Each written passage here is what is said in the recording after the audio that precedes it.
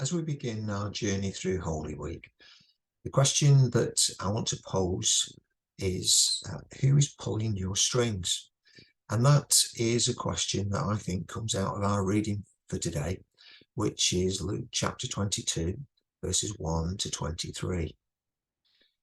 It arises because right at the start of our reading, we find that Judas is reaching that moment where he decides to betray Jesus. And Luke records it in this way. He says, "Then Satan entered Judas, called Iscariot, one of the 12. And Judas went to the chief priests and the officers of the temple guard and discussed with them how he might betray Jesus."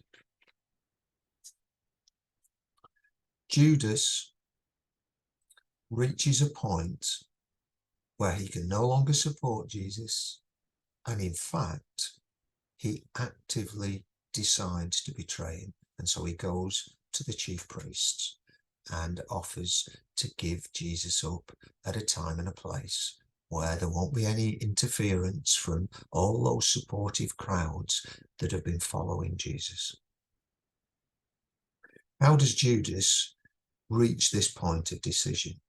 And I think what we find if we read about Judas is that he takes all kinds of decisions which are less than positive. Where do they come from? Well, I think they come from the influence of the enemy, from the influence of Satan. And when I ask the question, who's pulling your strings? It's about influence, but it's about a negative influence, a negative controlling influence. And that is what is happening here. How does it happen? Well, I think what happens to Judas is that the idea of betrayal starts to form in his mind. Where does it come from? Satan. So this is not about Satan possessing Judas. It's about Satan pulling the strings, Satan exercising some influence, exercising control over Judas, planting the idea. But Judas still has the opportunity to decide whether to go with that idea or not. He could have continued to support Jesus. What he opted to do instead was to betray him. For Judas, it was Satan who was pulling the strings.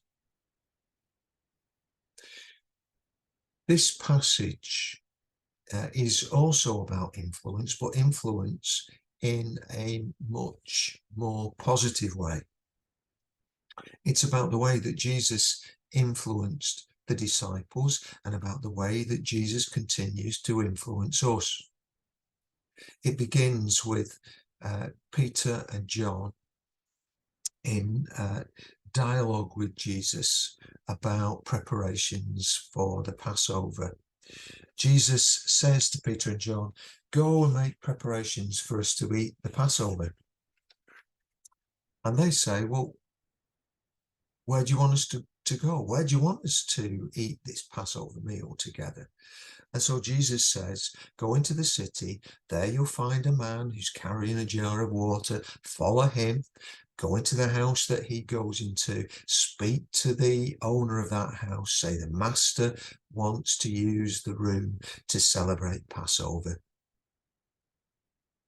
Now, Peter and John could have said, "Really?" But they went with it. And sure enough, everything happened as Jesus had said it would. And so they prepared that room for the Passover meal to be celebrated, Jesus with his disciples.